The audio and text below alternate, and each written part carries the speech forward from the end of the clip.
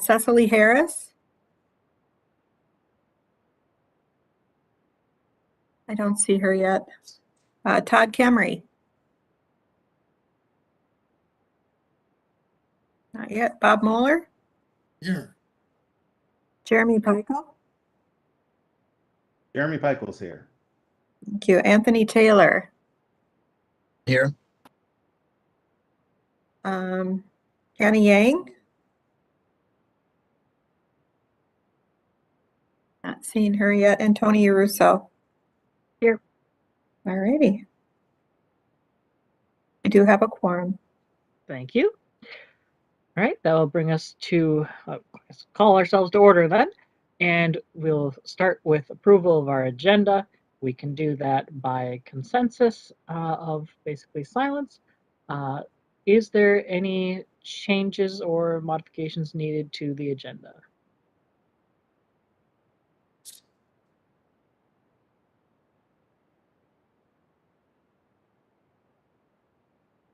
All right, hearing none, we can consider our agenda approved as presented, and then we will go to approval of minutes from our February 3rd meeting that we will take a motion, second, and vote on whenever someone who's present at the meeting is ready. Tony, this is Jeremy. I'll move approval of the minutes. Thank you. Motion by Jeremy. Is there a second for that? This is Second. Monica. I second. Okay, thank you, Monica. Are there any corrections to our minutes?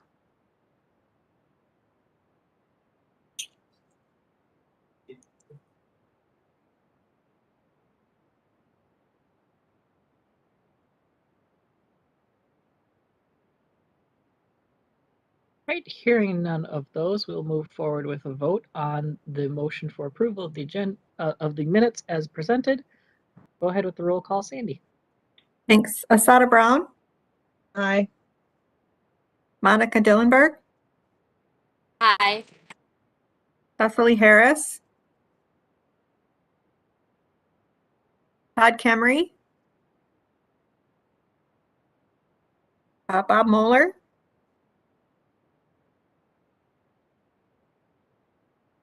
Bob Moeller. Aye. Thank you. Jeremy Peichel. Aye. Anthony Taylor. Aye. Hannah Yang. I'm not here. Tony Russo. Aye. Thank you. Those are approved. All right, thank you, Sadie. That brings us then to the public invitation portion of our meeting, where people interested in addressing the commission can speak to us via pre-registration. We do ask that you limit yourselves to a 3-minute presentation. I know we have at least one. Are there any others besides that one that you're aware of now, Emmett? Tony, no. Deb Jensen is our one. All right. Well, with that, go ahead, Deb. Thank you, Tony, and good afternoon, Chair Russo, Commissioners, and Councilmember Vento. My name is Deb Jensen, and I live in Maple Grove. Those of you who've served on Impasse-Go Isle will recognize me as the former Parks Finance Planner. I'm here today because I think you need to know that Med Council staff are circumventing Impasse by failing to have you vote when awarding state bond and legacy grants. State statute says the council may award grants, quote, with the advice of the commission. For decades, that has meant that you vote. According to an email I received this week, staff has decided they aren't going to give you a voice on legacy or state bond grants because the allocations are based on a formula. Staff's email says they will garner your advice from your information item discussions about projects. But the only way council sees the record of any of your discussions is if you vote. Those info item discussions aren't even presented to the council, so there's no mechanism to convey them at all. Instead, the council members never see these grants until they're wrapped into the council's quarterly budget amendment, which has no mention of Impasse at all. So how exactly are you supposed to give advice to the council? Staff didn't ask the council for authorization to change how they handle these grants. If they're wrong on this, the risks are high. If the state were to decide that the latest legacy grants were awarded inappropriately, it's possible that they could require the council to repay the state for any monies already dispersed, or put the council back on the list of agencies disqualified from receiving legacy grants. The legislature could decide not to include regional parks grants in the upcoming round of state bonding. That's what happens when you don't dot your I's and cross your T's. And what next? Will staff advise you just to discuss master plans? State statute requires verbatim the exact same advice of the commission for master plans. Will you just discuss the next policy plan? Will this commission be reduced to simply listening to information item after information item? And if so, why are you here? I forwarded the staff email to Councilmember Vento and Sherry Russo, and you can ask them to forward it to you. You are the only voice of the public at the regional level for these parks matters. I encourage you to use that voice by asking staff why they decided to skip over your votes on these grants, how this advances transparency in the council's mission, who approved this staff decision, and what exactly they think you volunteer your time to do. Thank you. Thank you very much, Deb. For commissioners to know, this is something that I have talked a little bit about with Emmett, and I largely agree with the concerns that Deb has raised. I want you to keep in mind that when the statutes refer to the council, it means the appointed members. So our liaison, Sue Vento, and her colleagues there, not the staff bodies and administrative aspects of the council. And so there's some differences in how we often interact with staff and what our roles are talking to the council itself in a legal sense. So we're probably going to need to have some more conversations about that going forward. I don't want to spend a lot of time on it now since it's not an agenda item, but this is a change that we're going to need to think about. So thank you again, Deb, and thank you for hearing me out on that too.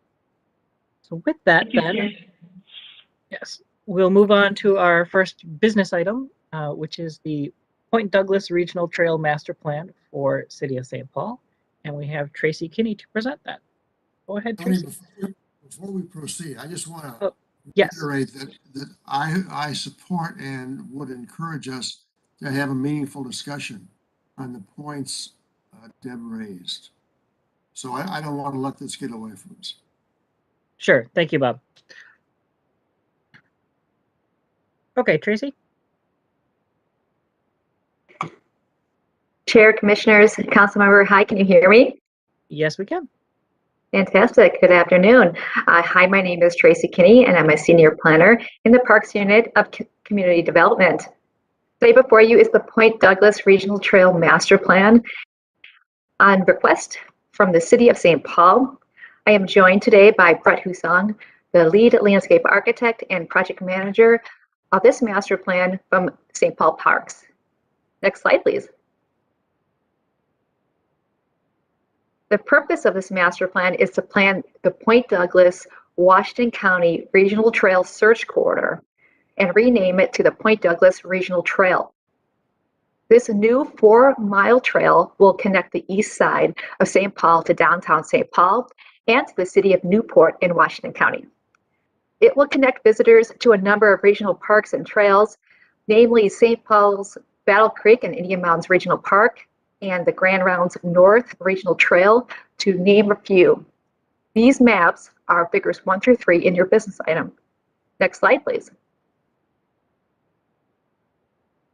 St. Paul's community and public engagement methods reached broad public, specific communities as well as agency partners. The advice heard is reflected in the master plan, which includes the need for snow removal, improved intersections, lighting, preference on the trail location, and improved wayfinding. The agency partners engaged through the master plan value the need to improve this existing corridor. Next slide, please. The master plan's equity analysis, for the master plan's equity analysis, St. Paul included 2 separate engagements. The first with the Horn of Africa Somali community and the second with the Hardings High School youth. These communities are reflective of the highest housing densities in District 1, also which correspond to the highest percentages of children and people of color. Somali residents and business owners were engaged through one-on-one conversations, and Harding High School students were engaged through a survey.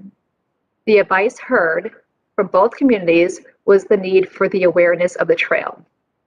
The students also voiced the need for trailhead amenities. The result of this engagement is a future trail that will have wayfinding in meaningful languages and amenities for visitors. St. Paul found that engaging these specific communities built relationships with them and built an awareness of the trail as a shared amenity, paving the way for future communication. So now I'd like to pause. Chair, is there any questions that the commission might have?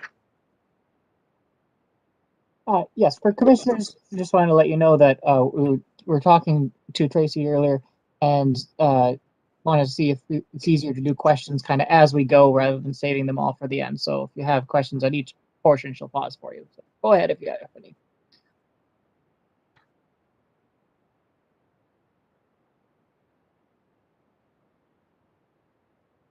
Well, I'm not hearing any, so I think you can keep going. Okay, sounds good. I'm going to dive into the development concept. Greg, can we go to the next slide? Okay, so the trail is located along the east side of Highway 61 between Burns Avenue and Bailey Road. It was planned in 5 segments. You're seeing right now segment 1, which follows the decommissioned Point Douglas Road on the east side of Highway 61 through a deciduous forest connecting to Battle Creek Regional Park, one of their trailheads. There's 2 of the trailheads that this trail will connect to. This segment, segment 1, also includes an interim trail that's on the west side of Highway 61, which is that segment 1A on the left side of your screen. This is within Battle Creek Indian Mounds Park, kind of the lower lobe of it.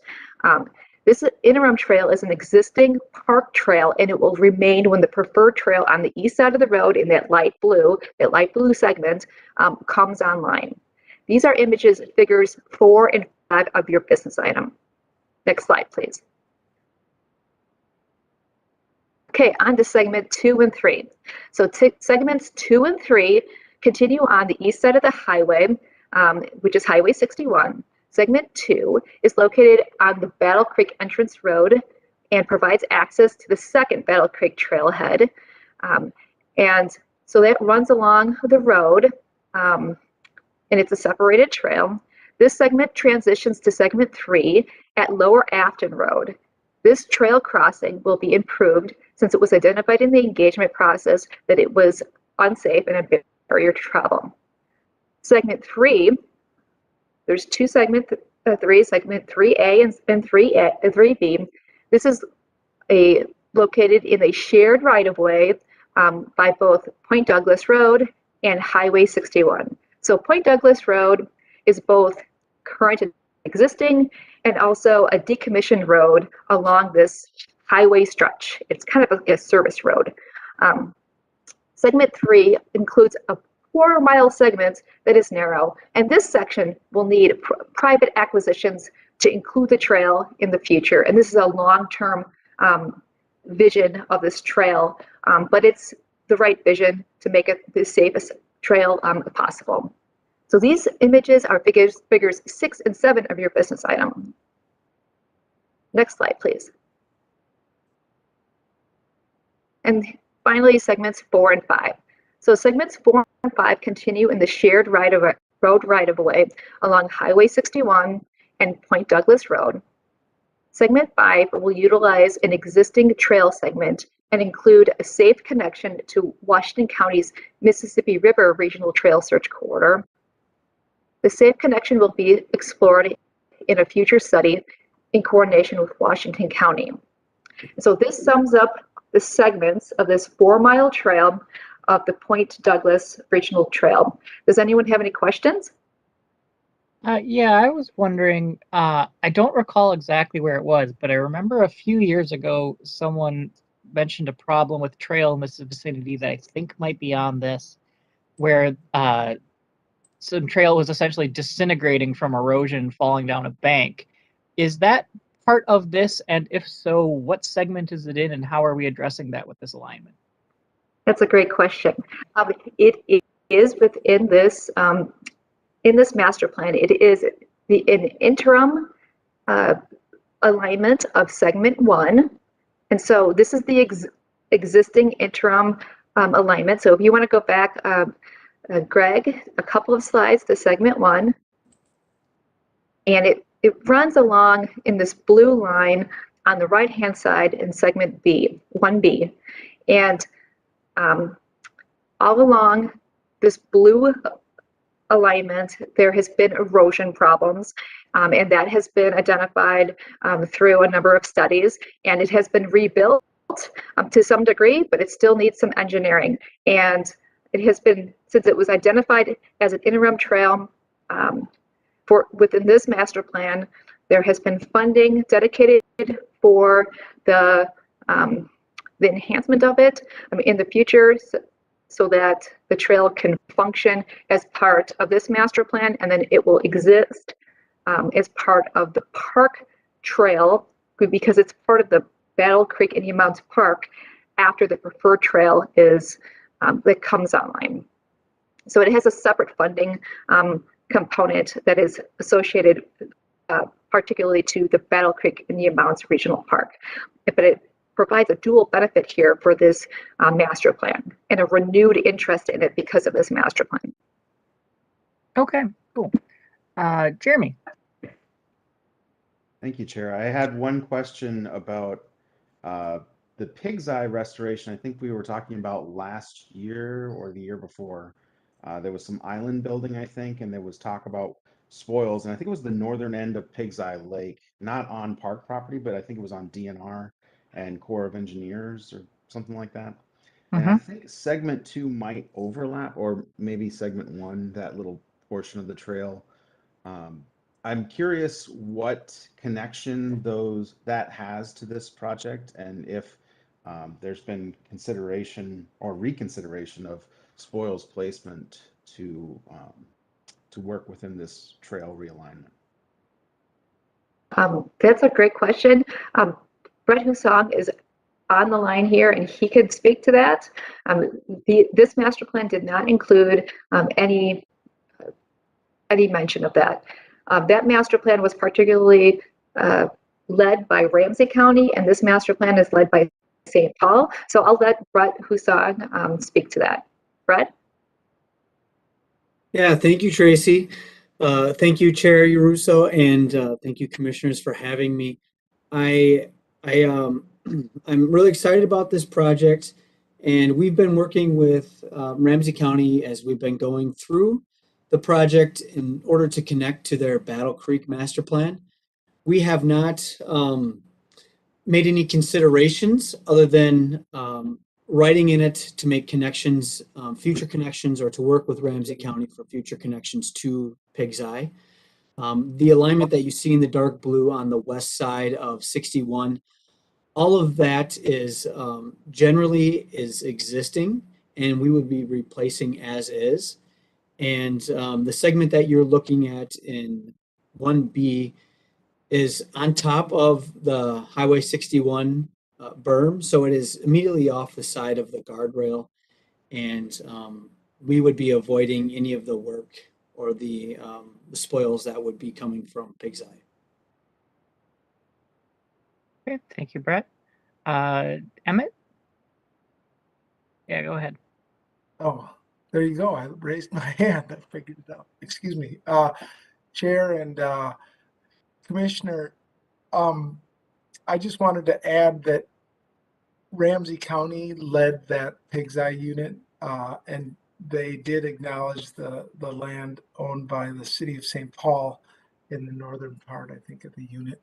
The only thing I want to say, because I don't know the details, but there was a real intentional desire to not talk about recreational amenities in the Pig's Eye unit plan until the human health concerns had been fully addressed. So, and I know Jeremy knows all that. So I just wanted to say that for the. And Brett, you have some more? Yeah, I will just follow up by saying that this project, the one that goes through the DNR property and the trails that are shown in the Point Douglas master plan, they are all separated from Pig's Eye by the railroad. Ah, yes. That's a good point. Railroads are a little bit of a barrier between things. Any other commissioner questions at this stage?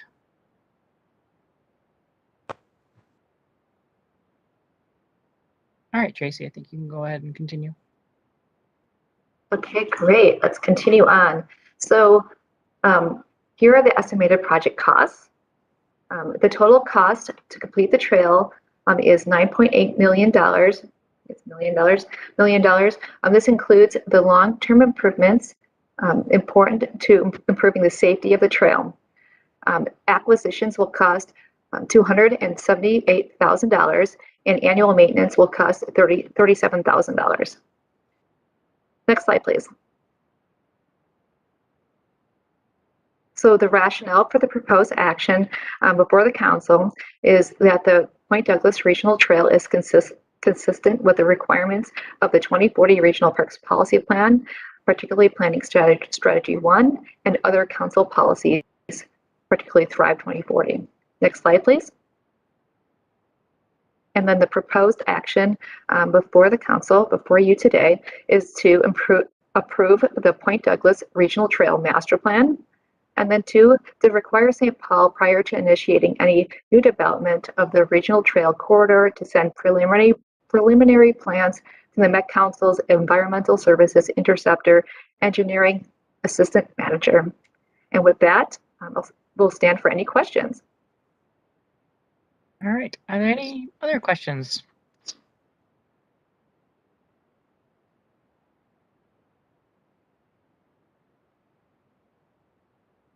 Hi, Tony. This is Monica. Can I make a question? Yes. Oh, go sorry, Jeremy. I just see your hand right now. ahead. We'll get to them. Go ahead. I'm pretty much sure that this has been, overviewed, but consider how inflation is going and how expensive is operation and maintenance of trails. Are the council thinking about it and they have a plan? Because I don't think it's gonna remain the same for the couple of years coming. That's an interesting point. Yes. Go ahead, Tracey. Do we have a response for that? Well, sure, Chair Usra, thank you so much, Commissioner Dillenberg, for your comment there. I really appreciate it.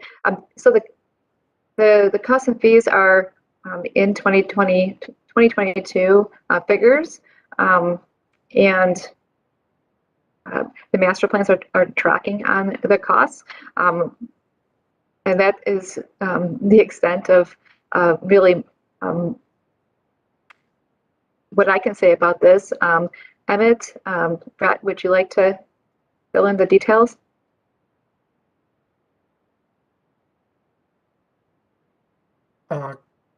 Thanks, Tracey.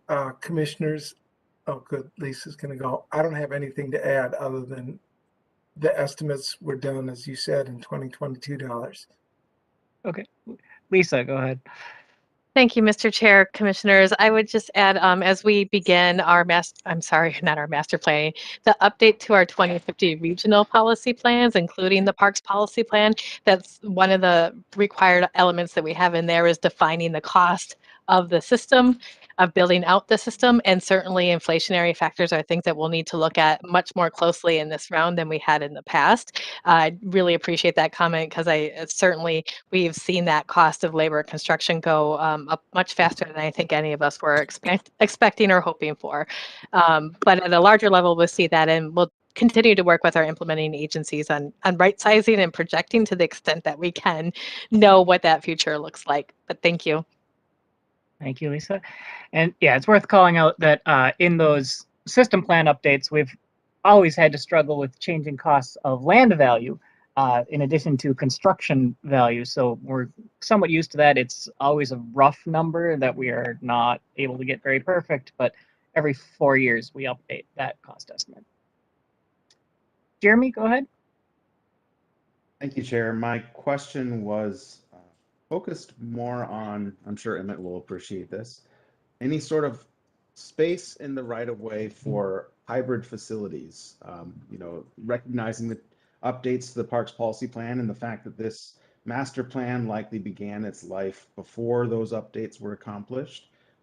But just out of curiosity, is there any space in the right of way to expand the trail to provide more diverse sets of amenities besides trail use? Thank you.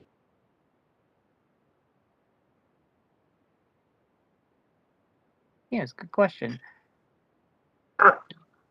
Thank you, Chair, Commissioner. I'm going to defer to Brett on this. I know that there's trail amenities throughout the trail alignment, but he would know best. Okay, go ahead, Brett. Yeah, thank you. Much of this trail is along the west side of Point Douglas, and we are utilizing the shoulder in most cases. And then we are also considering some type of roadway reduction that allows us to use the shoulder or wide lanes, if you will. And we did not consider any other uses, I guess, as part of this project. And there are some pinch points along this segment where it would be difficult because this is in between Highway 61 and Point Douglas Road. So we are limited, and we are focusing on the priorities of safety and creating that grade separation for the multi-use trail. Okay, thank you, Brett. And I think, Jeremy, the aspect of this I'd highlight is that some of the times when we've seen amenity stuff being included in trail plans, it's been because the trail is kind of its own thing in that area. And while, you know, part of this, the trail is the only thing, and it's in those really pinch point areas, the one bit that does have other space for such things is where it's adjacent to regional parks with Indian Mounds and Battle Creek. So things would probably fall under those plans, and it's a little bit awkward in this case because this is a situation where the trail and the adjacent park are administered by separate implementing agencies, which is why we see it called out a little less than we might if they were the same body.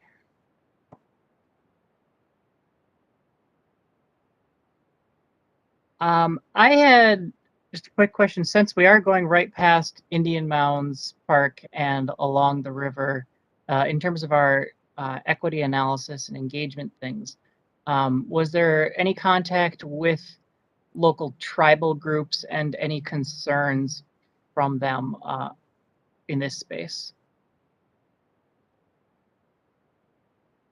Yeah, thank you, Chair Russo. I'll just jump in. We did contact the tribal historic preservation offices. There wasn't a lot of concern at this point because this is a planning document. We were notified that there are some cultural significance and locations along this corridor. And what the recommendation was and this was by the state archaeologist, is as we're going forward and implementing this prior to design, that we conduct a geophysical study around those areas to understand where are those cultural significance as we proceed. Okay, thank you. Any other questions or anybody want to move a recommendation?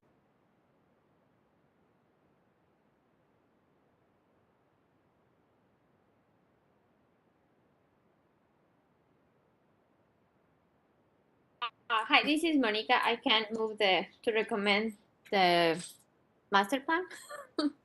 Okay, so we have a motion by Monica for the proposed actions from the staff report, I believe. Is there a second for that? A second, this is Bob. Thank you, Bob. So that motion is that the Metropolitan Council approve the Point Douglas Regional Trail Master Plan and require St. Paul, prior to initiating any new development of the regional trail corridor, to send preliminary plans to the Metropolitan Council's Environmental Services Interceptor Engineering Assistant Manager. Do we have any discussion on that motion?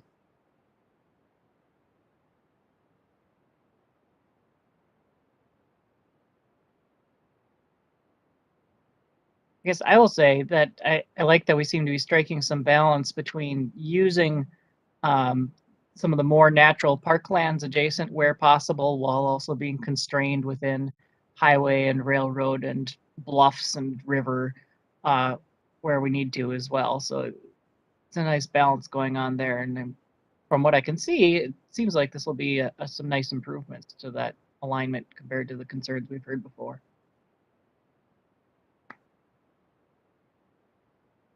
Yes, Sue. Thank you, Mr. Chair. I just want to put in a pitch. I am really excited about this. I don't live in this particular district or ward, but I live just east of there, and it's a beautiful it's a beautiful area. It will really be a wonderful amenity, and it's just such a great connection to this part of the Twin Cities. And I know that a lot of my neighbors and friends here in the Southeast Metro area are going to be really grateful for it. So thank you. Thank you, Sue. Any other discussion?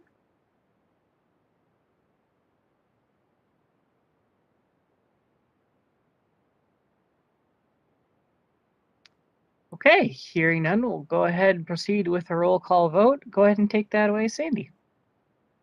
Okay, great. Thank you. Sada Brown, Aye. Monica Dillenberg, Aye. Cecily Harris joined us. Aye. She has. Todd Kemry,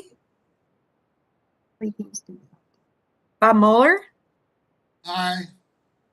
Jeremy Peichel, Aye. Anthony Taylor,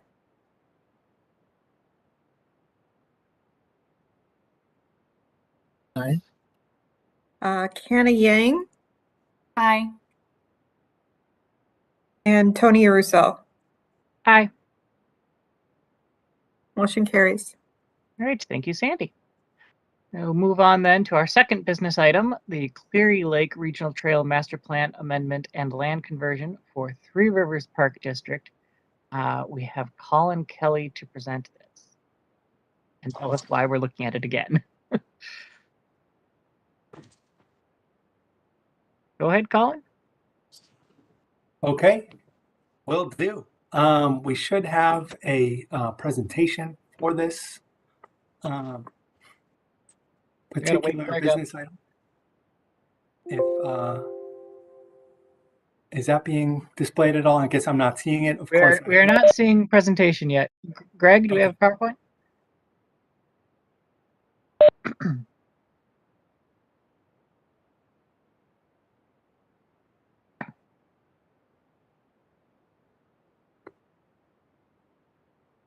I like how your home decor is a system map. It comes in handy, to be sure.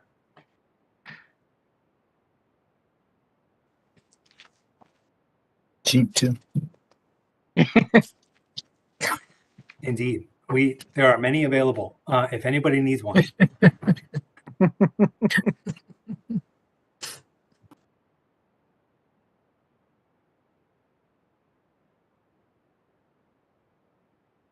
We're currently seeing like your view, Greg, rather than a full screen something or other.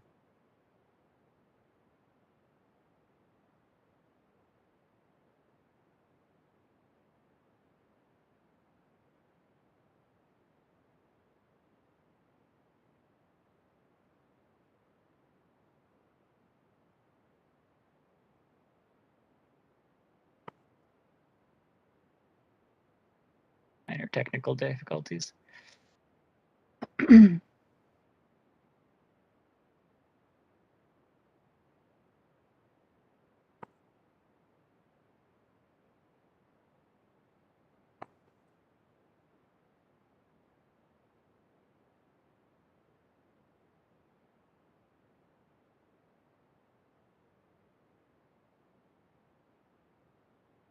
progress. Hey, there we go. Thank you. Okay. Can everybody hear me? Yes. Great. All right. Well, good afternoon, Mr. Chair, Commissioners, and Councilmember Bento. As was stated, I am Colin Kelly, Planning Analyst, and I'm here to present the Cleary Lake Regional Park Master Plan Amendment and land conversion on behalf of Three Rivers Park District. I should note that Nathan Moe, Parks Planner with Three Rivers Park District, is here today as well and may respond to questions after the presentation. Next slide, please. Cleary Lake is located in the southwest part of the regional park system and metro area in Scott County. The proposed land conversion and the majority of the regional park is located in Credit River Township. The figures here are figure 1 and 2 in the staff report. The regional park is owned by Three Rivers Park District and is operated in partnership with Scott County. The existing master plan for the regional park was approved in 1998 and was amended in September 2021, as you may recall, and as noted in the staff report. Next slide, please. As referenced, the Cleary Lake Regional Park Master Plan was amended through business item number 2021-221 last fall. Today's business item is directly related to that plan amendment and associated land conversion. As you may recall, the focus of that plan amendment was a land conversion which proposed the removal of a small amount of land and the addition of a facility within the regional park. The figure on the right is figure 3 in the staff report. The land conversion allows the Scott County Highway Department to make improvements to the County State Aid Highway 27 corridor. This planned highway reconstruction is included in both Scott County's and Credit River Township's council-approved comprehensive plans. In exchange for this removal, Three Rivers proposed a channel stabilization project that addresses channel erosion, reduces excess sediment being carried into Cleary Lake itself, and addresses flooding that is impacting park infrastructure. Scott County would hold a permanent easement of 2.21 acres for the permanent road right-of-way and a temporary easement of 1.41 acres during construction of the roadway. That plan amendment and land conversion was approved by the council on September 22nd, 2021. Through the business item being considered today, Three Rivers is requesting release of an additional 9/100ths of an acre of land for a drainage and utility easement to correct an error in the original design. The revised solution will allow for the drainage to meet Minnesota Pollution Control Agency's rate control and water quality requirements. This request would increase the total amount of permanent easement to be held by Scott County from 2.21 acres to 2.30 acres. The total value of the additional 0.09 acres of land and trees affected by the easement expansion is $1,620. Because the value is small and the previously proposed mitigation is estimated to cost more than the amount identified in the previous proposal, Three Rivers proposes that this amount be applied to the same channel stabilization project that was previously approved in September. The table you see here is Table 1 in the staff report. Next slide, please. The Regional Parks Policy Plan details how such proposed land conversions are considered. Chapter 6, System Protection, Strategy 2, Conversions, states that lands in the regional park system will only be converted to other uses if approved by the Metropolitan Council through an equally valuable land or facility exchange. To determine whether regional park system lands may be exchanged for other land or facilities, the Regional Parks Policy Plan requires consideration of criteria relative to both the existing park system unit and the alternative use. The plan amendment states that the small land removal here will not impact the ability of the park to continue to meet council standards for a regional park. These standards are outlined in Chapter 4, Strategy 1 of the Regional Parks Policy Plan. The small additional area required for drainage would have negligible impacts on recreation facilities and the environment. Further, there would be no increase in the amount of water conveyed to Cleary Lake than was originally planned. This solution is intended to resolve a design error and allow the system to function as originally planned. Next slide, please. Chapter 6, Strategy 2, also requires consideration of criteria relative to the alternative use. In this case, we're talking about an equally valuable facility where natural resource benefits are increased as a result of the exchange. As a reminder, the project proposed to stabilize 710 linear feet of channel and provide flood protection to an irrigation pump house. That channel delivers approximately 12 tons of suspended solids and over 2 pounds of phosphorus into Cleary Lake itself annually. The project will benefit the region by improving water quality, supporting recreational activities, and supporting stewardship of natural resources in the park and the watershed. This, along with the ponding basins associated with the road project, are the first projects in the watershed district to help with load reduction toward meeting Cleary Lake's total maximum daily load, or TMDL. Without the channel stabilization project, erosion of sediment and nutrients into Cleary Lake would continue. Next slide, please. The Cleary Lake Regional Park Master Plan Amendment and land conversion is consistent with the requirements of the Regional Parks Policy Plan, particularly Chapter 6, Strategy 2, and Chapter 4, Strategy 1, along with other council policies such as those in Thrive MSP 2040. Next slide, please. The proposed action before you then is that the Metropolitan Council approve the Cleary Lake Regional Park Master Plan Amendment and land conversion and approve the permanent release of the restricted covenant on 0.09 acres of land within Cleary Lake Regional Park in exchange for a channel stabilization project in the regional park approved by the council in September 2021. With that, I will stand for any comments or questions you may have and remind you that Three Rivers Park District staff is on hand as well. Thanks. All right, thank you, Colin. What questions do commissioners have on this?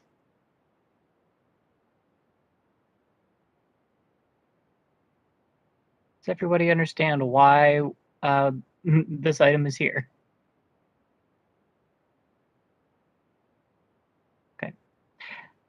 If there aren't any questions, we could also take a motion and move into discussion. This is Bob. I'll move the motion.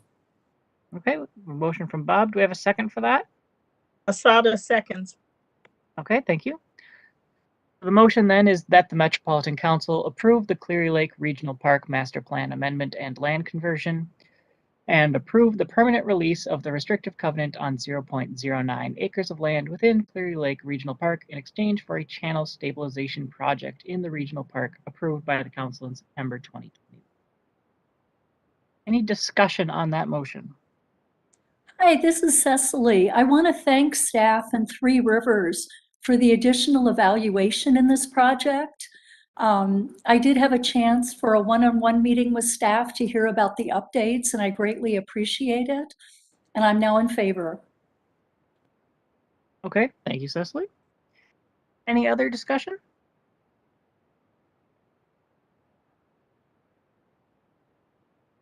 Jeremy, I know before you had some concerns about runoff and sediment. Does the drainage easement aspect change any of that?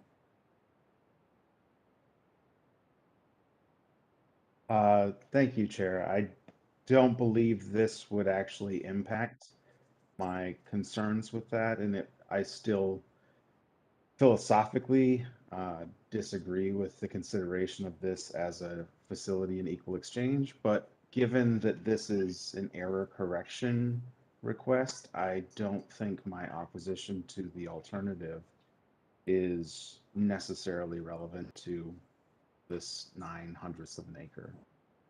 Yeah, I have the same concern of I don't really like calling what I see as a stewardship project a facility for the exchange. I think we're getting around what was really intended in that facility exchange language, so I'm not comfortable with that.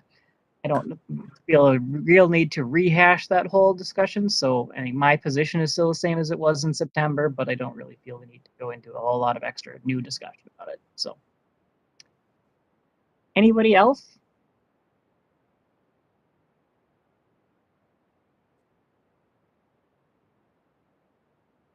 Hearing none, we can go ahead and proceed to a roll call vote on that. Go ahead, Sandy. Thank you, Chair. Asada Brown, Aye. Monica Dillenberg, Aye. Cecily Harris, Aye. Bob Moeller, Aye. Jeremy Peichel, Aye. Anthony Taylor, Aye. Canna Yang, Aye. and Tony Russo. No. Okay, motion carries. All right, thank you, Sandy. That brings us then to our third business item, the West Mississippi River Regional Trail Park Acquisition Opportunity Fund Grant for Three Rivers Park District. We have Chee and Jessica for this one. Go ahead. All right. Hello. Can you hear me? Yes, we can, Chee. Awesome. Great. Hello, Chair, Commissioners, and Council member. My name is Chee, and I'm a planner at the Council. With me is my colleague, Jessica Lee, a senior planner who co-developed the business item and presentation. I'll be presenting the West Mississippi River Regional Trail Park Acquisition Opportunity Fund for the Haider property on behalf of Three Rivers Park District. From Three Rivers, I have Heather and Jonathan to help answer questions at the end. Next slide, please. As indicated on the maps, the West Mississippi River Regional Trail is located in the northwest region of the metro along the northeast border of Hennepin County alongside the Mississippi River. The regional trail travels from Dayton through Chaplin, Brooklyn Park, and Brooklyn Center. Next slide, please. The West Mississippi River Regional Trail is split into 4 segments as shown on the map on the left, which is figure 1 of exhibit 1 in the business item. The map on the right is figure 2 of exhibit 1 in the business item. And here I just wanted to point out that the arrow got moved. And so the arrow should actually be pointing a bit west of Gooden Park here. Segment C and D is about 10 miles and is open to the public. Segments A and B, once built, will add another 10 miles to the regional trail. The Haider property is part of segment A in Dayton. Next slide, please.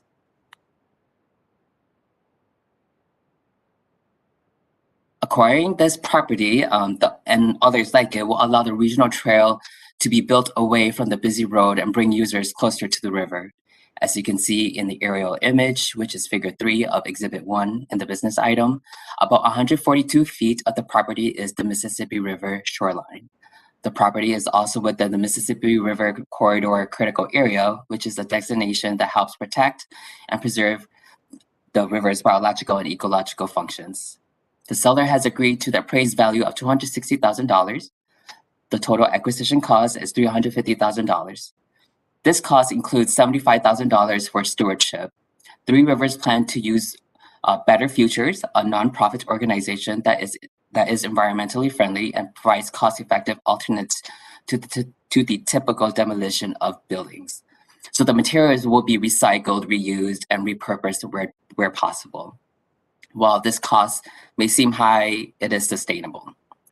The grant amount of $262,500 will be funded with the Parks and Trails Legacy Fund and Council match. Three Rivers will provide the 25% local match. After this grant request, there will be approximately $8.8 million remaining in the Council's Park Acquisition Opportunity Fund. Next slide, please. Our rationale for recommendation for this acquisition is that it is consistent with the 2040 Regional Parks Policy Plan, the Parks and Trails Legacy Fund appropriation requirements, the West Mississippi River Regional Trail Master Plan, and Three Rivers Park District is within its $1.7 million per fiscal year limit for the Parks and Trail Legacy Park Acquisition Opportunity Fund. Next slide, please. Our recommendation is that the Metropolitan Council to 1, approve a grant up to $262,500 to Three Rivers Park District to acquire the 1.22-acre Haider property located at 17700 Dayton River Road in the city of Dayton for the West Mississippi River Regional Trail. And 2, authorize the Community Development Director to execute the grant agreement and restrictive covenant on behalf of the Council.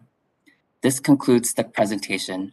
Again, Three Rivers Park District staff are here to help answer any questions. And now Jessica and I can take any questions or comments that you may have. Thank you.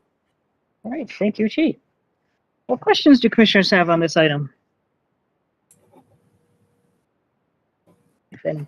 Hi, this is Cecily. I have a couple, and maybe I wasn't following along well enough, Chee. So first of all, did you say that the trail would be moved closer to the river? I didn't quite get the context of that. Yes, so with this acquisition, the idea is to have, because right now the bicyclists, pedestrians, they use the shoulder of the busy road. So it would bring users closer to the river. Okay, well, that makes absolute sense for the safety and aesthetics of the trail. But Yes. what is the guideline for the distance of a body of water to where a trail is built? I do not know that. I would defer that question to Three Rivers. Does Jonathan or Heather have an answer to that? Sure. Hello, this is Jonathan Vlaming, Associate Superintendent of Planning and Design at Three Rivers. There isn't a straight answer because it varies depending on the situation of which river you're at and whether or not there are lowlands and blufflands. The intent is not to put the trail immediately adjacent to the river, Right. but to provide access to the river's edge through the trail area. Ideally, we would continue to purchase on a willing seller basis all of the properties in the Gooden Park area to the east of Gooden Park, so as to capitalize on that existing park and to secure as much public land along the river as possible as part of this trail corridor. Thank you, Jonathan. That's very helpful. And as I'm not very familiar with that section of the Mississippi River, I don't really know how much change there is in the depth there. You know, does it rise in the spring with snow melt? And with climate change, might there also be, you know, a rise in the river flow? So yeah, I'm sure there'll be a lot of discussion and planning at that time. And thank you for answering the second question I had about whether Three Rivers intended to purchase those other 3 or more parcels there that are on either side. Thank you. Sure. All right, thank you, Cecily. Any other questions?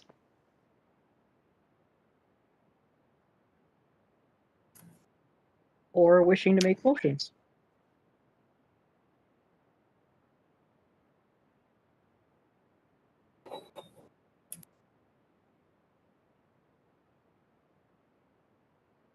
Would anyone like to make a motion for this item? This is Jeremy. Chair, I'll move the recommended actions. Okay, thank you, Jeremy. Do we have a second for that? I'll second that. Okay. Cecily. Thank you, Cecily. That motion is that the Metropolitan Council approve a grant of up to $262,500 to Three Rivers Park District to acquire the 1.22-acre Haider property located at 17700 Dayton River Road in the city of Dayton for the West Mississippi River Regional Trail, and authorize the Community Development Director to execute the grant agreement and restrictive covenant on behalf of the Council. Is there discussion on that item?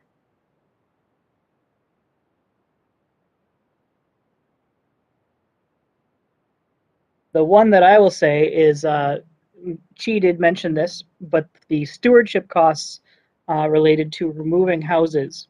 We've had some discussion in the past about removing of structures, and previously there's been interest by commissioners on MPOSC, some current and some past, of whether we could reuse structures better and what that might look like. Frequently we've been told that the structure itself is in some form or another not usable, so no.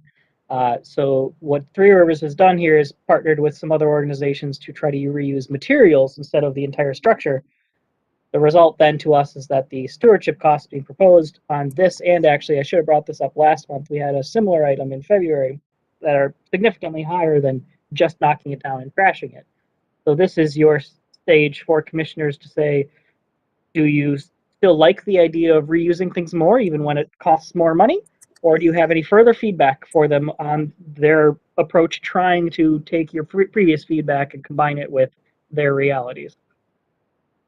This is Jeremy. I'll offer that obviously highest preference is increasing the housing stock. Second highest preference is reducing landfill space and utilizing material that has still got useful life left. So I appreciate, even despite the higher stewardship cost, the sustainable reuse of resources and recognition of limited landfill space. Thank you, Jeremy. Anyone else? Yeah, this is Bob. First of all, I really appreciate, Chair, you bringing the issue up, as we've talked about it many times. Secondly, I appreciate Three Rivers working on that, recognizing it, and proposing some reuse as best can be of the materials rather than just dumping them in the landfill, as Jeremy suggested. I just have to leave it to your good judgment that there's no way of salvaging the housing. And if there's potential good use of the materials that we're repurposing, Okay, thank you, Bob. then I think I'm in favor of it. Okay. I think for myself, it's a little bit nuanced because I definitely like the idea of reusing the stuff and, reducing landfill space and helping with other housing and things like that. It's a little bit trickier when it comes to where does the funding come from? Is that a best use of park dollars thing, or should that be coming from somewhere else? I think it's consistent with our policy plan. I don't have a problem with that. I don't know if it's my favorite thing to do with it, but it's a reasonable thing. So I would just say, if there come to be any opportunities for other sorts of grants or something that can cover that part specifically, it would be interesting to see if there's a way to integrate that into our processes. I know Emmett was telling me that there's something happening through LCCMR. They're kind of coordinating with some other stuff, so maybe there will be some more things from the state in the future, which would be pretty cool. So I like it. I think I would prefer if it was free, but I think everybody would. So that's all right with me as well. Chair, Anyone may else? I offer something in response to that? Yes, Jeremy. Okay, thank you. So recognizing that those embedded costs of waste disposal and environmental absorption of that waste was ignored previously, I would argue that our deconstruction cost is a more firm recognition of the expense of disposal of older buildings. That seems fair. Did I hear Monica maybe?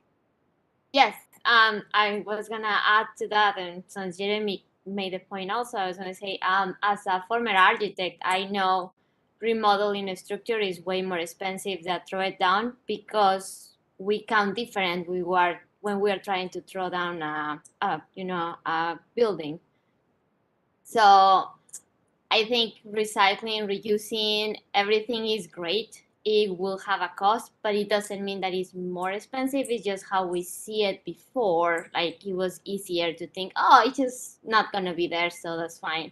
But I think it's a good idea, and if it's possible, I would like to know more about it because it's interesting to think how would you reduce things that we actually need right now. Yep. Sure. Yeah, I mean, if we're going to see more of this, potentially that could be an information item opportunity for what that process entails. That would be directed at you, Emmett. I don't know if he's listening to me. Chair, excuse me, I'm trying to figure out how to set up the breakout rooms, which we're going to do during the information item. Oh. So I've been listening.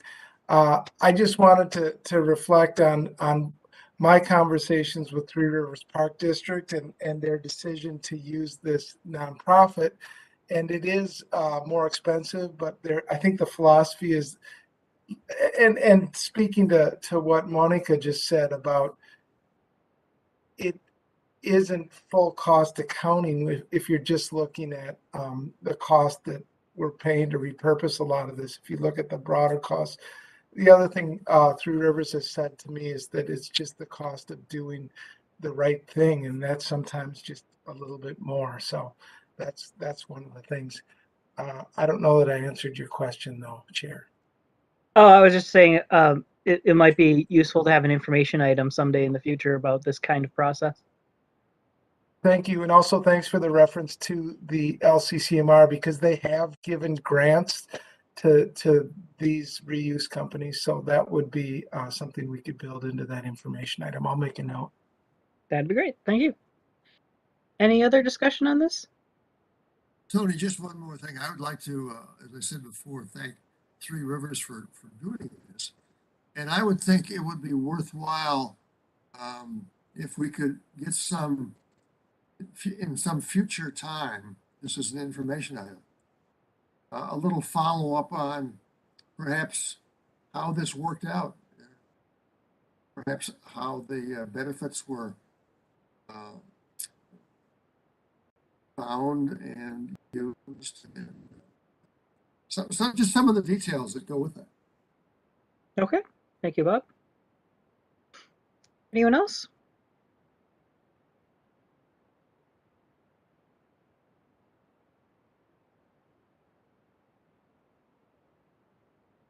All right, hearing none, we can go ahead and proceed then to a vote on that motion. Go ahead, Sandy. Thank you, Chair. Asada Brown, Aye. Monica Dillenberg. Aye. Cecily Harris, Aye. Bob Moeller, Aye. Jeremy Peichel, Aye. Anthony Taylor, Aye. Anna Yang, Aye. and Tony Russo. Aye. Motion carries. All right, thank you. So that then brings us on to our information item.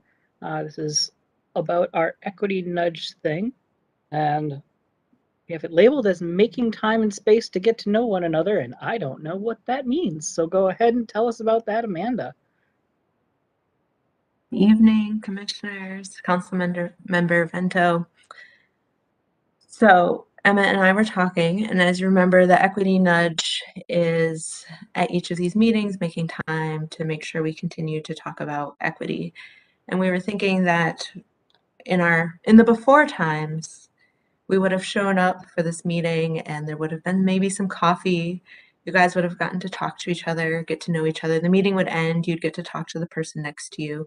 And some of you are new members and haven't even met any of us in real time.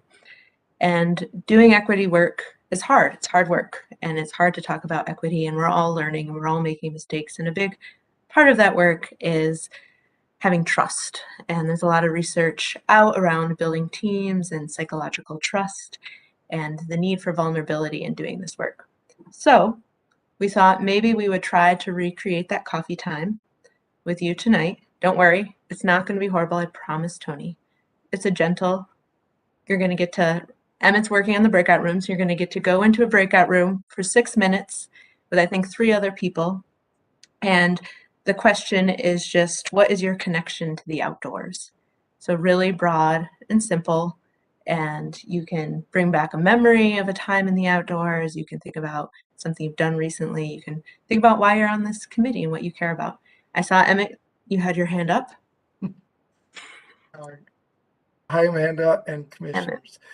I didn't set up the breakout rooms successfully, so I was wondering if we could just have a large group commission conversation about this. I'm sorry for my technological failure.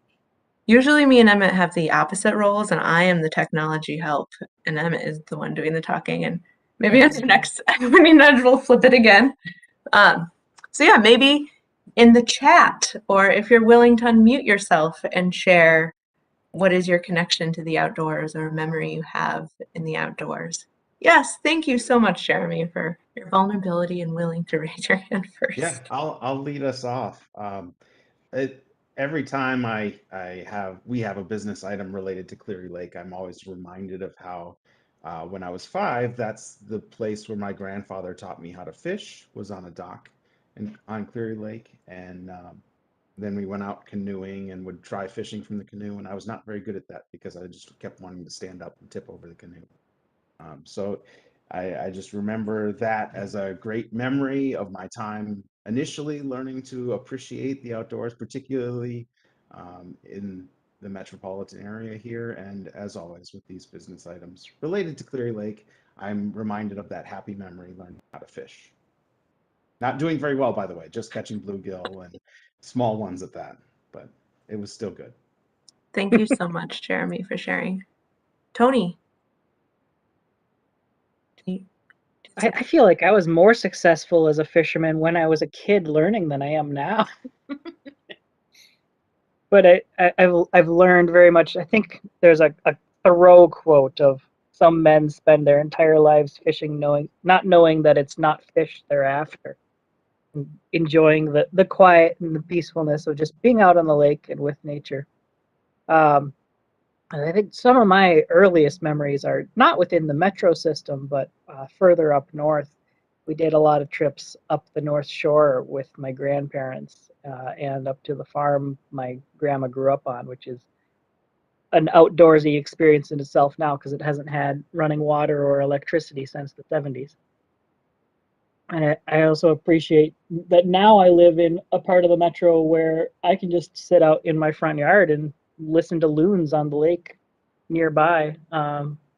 So when we talk about general open space besides the parks, just having habitat built into neighborhoods and keeping things where the trees exist for shade and keeping them cool and having birds and animals around is important to me. It's just a place to live every day. So much, Tony. Would anyone else like to share? Yeah, this is Bob. Our family has water skied out on Prior Lake for years and years and years. And my mother's father grew up on Cleary Lake in that whole area of Scott County. So I have a great deal of affection for our outdoors and our parks. As a runner, I have so much appreciated the trail system that we have. Just really the spot close to my heart. Thanks, Bob. Monica, I think you had just unmuted too. Yes. I was gonna say it's a little different if I think in my childhood, if I was gonna go to, the forest, I will have to travel an hour and a half or so. And even then you are like 5 minutes from a house or something like that. If you want to stay safe, of course, right? And I think most of the animals around were maybe squirrels and some little birds, but that was it. So when I moved to Minnesota now where I live, and I can see cardinals and blue jays and little robins and everything. It's like it's amazing to me. It's like I feel like I live totally in the wilderness now. I can see bald eagles flying by sometimes, which is the reason that I'm so passionate about parks and the regional parks, because I see what it is to don't have them, and I really want to make an emphasis in preserve them, so you can see the real treasure that it is. Because yeah, it was totally different to me. I mean, I still, when I see a deer around, the first thing that comes to my mind is like, "Ooh, that's a huge dog." Yeah. Yeah. Thank you, Monica. Would anyone else like to share? You can also type in the chat if you don't want to unmute. Yes. Sure. Oh, go ahead. Oh, go ahead. Hi. Go ahead, Cece. For me, the out of doors has really always been my passion and maybe even my religion. My earliest memories are in Rock Creek National Park in the Washington, D.C. area. And I think it really formed, the focus of my educational background and career. And I can't imagine life without nature and the out of doors. And it sounds like, this really resonates with everybody here. Thank you, Cecily. Councilmember Vento? Well, thank you, Amanda. This is really fun. I just wish we were all in the same room. The outdoors has always been a big part of my life growing up, but I just want to share one story about how it was a big part of the early days of my relationship with my husband when we were first dating. About a month after we started dating, we went biking on the Gateway Trail one Sunday, and we're pedaling along. And he's going much slower than he would have otherwise, simply because I was tagging along and he was, being gallant. And I heard what I thought was some chirping, and I asked him what kind of bird that was. And Bruce said, "Well, Sue, that's a frog."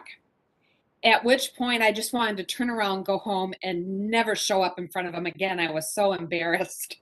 A few weeks later, we went camping up at Lake Itasca. And we checked in about 7 o'clock in the evening. The sun was starting to set. He handed me the reservation information. He said, "You hang on to that and you tell me which spot is ours when we get to it." And so we get to the spot and we put up the tent. And I go to take the paperwork back to the office and realize that we have just pitched the tent on the wrong site. And we have to move it. And by this time it is dark. So we got rearranged. And the fact that he stuck with me and married me, I think it's simply because those experiences were outdoors and it was still fun, even though crazy. I was not showing much intelligence. Thank you for sharing. Any other commissioners?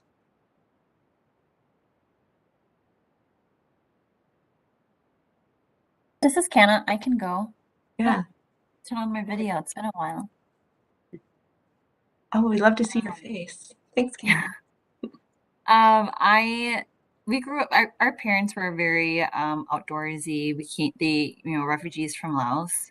And what's really cool, so we kind of go as like a clan, and my dad had a lot of brothers and sisters, so I'm really grateful to have a ton of cousins in the Twin Cities. But it was really cool because we used to go and like do group campsites all over Minnesota. And I'm like thinking who am I gonna camp with these days? Like regular camping feels abnormal as an adult because I think I always imagined it would be the same, and it's not, but it's really cool to have some of those memories. Thanks for sharing, Canna. Anyone else? Jonathan has his hand up. Would you like to share, Jonathan? Yeah, sure. I grew up with a postage stamp backyard on the outskirts of Minneapolis. And my whole outdoors experience as a kid was pretty much limited to going over to Lake Harriet on almost a daily basis during the summer, equipped with Hawaiian Tropic suntan enhancing oil. Man, those were the days. Anyway, I got less and less into the outdoors as I grew up, and I'm more and more urban. And then everything changed in 1985. I got a gig playing in a jazz trio out at Glacier Park for the summer, one of those college student things. And I went out there and I met this cool hippie chick from California. And she said, "Hey, let's go to Avalanche Lake." And so I went to Avalanche Lake with her. And oh my gosh, I had never been in the mountains before. And it was gorgeous. It was amazing. It was beautiful. And the mountains were really nice too. And so I ended up marrying her. And she's the person who got me into the outdoors. And I have had a love affair with both Diane and the mountains and the outdoors ever since. I could stay here all night listening to these stories. Anyone else? Don't worry, I won't make you stay all night. Yes, Councilmember Vento. Amanda, I was just going to share, and I'm trying to find the information now. At Willow Elementary in White Bear Lake, the White Bear Lake Area Rotary has what they call the Willow Tank Project, and they are working to provide these kids with an opportunity to fish, and it's just the coolest. It's a very diverse school, and I just think it's the coolest thing. And I'm listening to us, and I can't help but think what these, I believe they're all fourth graders. I think they're fourth graders, but what they'll be saying 20 years from now when they're serving on IMPASC or their local city council or their local environment committee commission in their communities, what they'll be saying about their childhood experiences. So this is great. Thank you, everybody, for sharing. Is there any other commissioners? You don't have to share, but. And sorry, we will work on our breakout room skills in the future. Apologies to everyone for our inability to go into small groups. Maybe some of you are feeling like you were saved from the small group, but I really appreciated everyone's sharing, and I loved hearing about it. Thank you for participating, and I'll pass it back to you, Tony. All right, thank you. That'll bring us on to our reports. I have two things to mention this month. The first is just by virtue of being a state employee, I get some insight into things through emails. And while this has not yet trickled down to any direction from the Met Council internally, other agencies of the state are going to be opening up their buildings for various things to the public again and doing more in-person work starting end of April, beginning of May. So I just wanted to share that we got some things internally related to my department. And so that probably is an indication that we'll be hearing some more from the council relatively shortly and may be able to go back to some in-person meetings and possibly some hybrid things. So I know some people on the commission may have concerns about that. So if there's anything where we are going to need to be doing hybrid setups where some people are still remote, for your safety and comfort, let us know so that we can have some time to plan for that, because it's probably coming. But we have not actually heard anything from the council itself yet, and Emmett will let us know when that changes. The second is I just want to take a moment to recognize that last month we lost someone pretty important to the history of the regional park system. Al Kordiak died in February. And for those who don't know, he was a long time commissioner for Anoka County. And that's notable because he pushed for Anoka County's park system's creation, which was the first county park system in the region. And that actually involved having to change state law to allow county parks to exist. Previously, parks were not one of the things that county governments were authorized to provide. And so that's why we have particularly Three Rivers Park District was created as a special park district taxing authority before counties were allowed to do that, which is why you have this weird thing where it's like, oh, it's essentially suburban Hennepin County, but it also spills into some other things. And why is there this somewhat unusual agency that exists? Because they are older than Al Kordiak getting the law changed to allow counties to do that. So the fairly significant part of our history in the creation of county parks as a concept and Anoka counties in particular. So take a moment to recognize his contributions to our region. Are there any other commissioner reports?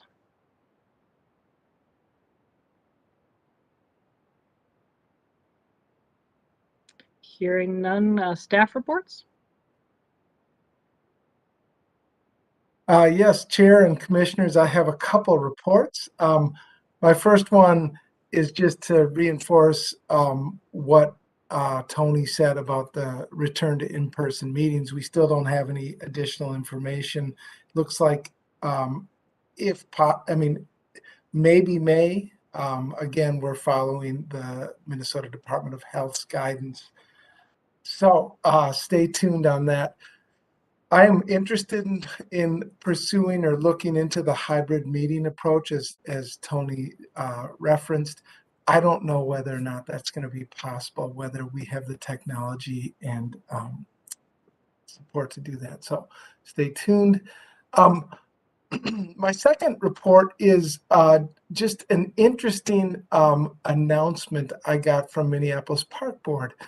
And as part of their procedures, they notified the council that they are proposing a name change for the Theater Worth Chalet that's within the Theater Worth Regional Park. And they are proposing, or someone has requested a name change to the Eddie Manderville Chalet. And I thought this was both important and interesting for you folks to hear about, just because Mr. Manderville is being honored, or that's the recommendation, for his contributions to desegregating the sport of golf and teaching the sport of golf to people of color. That's something that's been a lifelong passion of Mr. Manderville. He was, in his lifetime, denied access to the clubhouse at Theodore Worth because he was African American. He helped desegregate the Men's Association at Theodore Worth, and he helped found a group of Black women on the course, which now has over 200 members, many who say they never would have even considered playing golf without his encouragement. The council's role in naming is really at the unit level. That's where we review and approve names. And so we don't really weigh in on reviewing and approving amenities within units. That said, if anyone would like to submit public comments on this proposal, the deadline is April 29th. If you want to send anything to me, I will compile them and send them to the park board. So I don't have a lot of information on this. I really am just a good reader, and I read what information the Minneapolis Park Board shared with me. So this is kind of a detailed thing, but one of the pet peeves of some of our staff team in parks is these PAOF, the Park Acquisition Opportunity Fund business items that we mail to each of you commissioners, and they're oftentimes in excess of 50 pages. So the thing that I was going to ask about is, would you mind if we would continue to provide all the details in an electronic form, but only provide the business items to you in the paper form? So it would be a lot shorter. And is that acceptable to people? Jeremy and Bob, because their camera's on. By all means, Emmett. I've already read the stuff in the time I receive it in the mail. And I know Sandy sends them out right away. So it's not Sandy. I just, I get the link, I download them, I read them, and then I get the paper. And what do I do with the paper? I write notes on it. It's amazing. The pandemic has really made me less paper focused. I used to love to edit and do everything on paper. I think I'm changing. I'm the same as Cecily. I just doodle on my agenda. Yeah, well, yeah, I usually do the reading electronically. When we're meeting in person, sometimes I'm scribbling notes of questions I have during presentations and stuff on the paper, but I don't need everything printed out to accomplish that, I don't think. Can I jump in here? Yeah. We originally started sending out packets because some of our commissioners at that time didn't have printers and had trouble reading Sorry about that. And I had trouble reading off a screen and preferred a paper copy. So I am completely open to not sending any paper, but let me know what the preferences are. We can go either way or send as much or as little as you want. So thank you for bringing this up, Emmett. Thank you, Sandy. Yeah, I guess the other option would be if anybody wants paper at all, let Sandy know, but otherwise you could default to just doing things electronically. Any commissioner who would continue to like to receive paper, just how about email me a quick note and just say, I'd like to continue. We also are big supporters of the Minnesota forest industry. That was kind of a joke directed to you, Jeremy, because I know that's, but if you'd like to continue, it's not a problem for us to send it, as Sandy said. And we want, it's easier sometimes to read a paper for me. Yeah. Okay. Yeah, I think most of us are probably fine digitally, but I know last time there were some standouts that really wanted the paper still. So I don't know if we still have any of those. I'm not hearing any now, but I don't know if there's anyone who's not here tonight, maybe who still wants them. So it might be worth checking in with anyone who's not here tonight too. Will do. I'll send out a little poll to commissioners. Just the final thing I'll say is just the legislative session continues forward. This is the bonding year. The governor has recommended $3 million to the regional park system that the council would match with $2 million. The park agencies, I just wanted to reference, they have submitted also their own bill for the regional park system, and their request is at the $30 million bonding level. And this is bill number House File 3821 and Senate File 3331. So that's the $30 million request that the park agencies have proposed. So we are currently living in the marketplace of ideas over at the legislature, and the session will continue and the dialogue will continue. So that is all for my reports. Thank you, everyone. All right. Thank you, Emmett. Well, with that, I believe we are ready to adjourn. So thank you, everybody, for your participation tonight. Good night.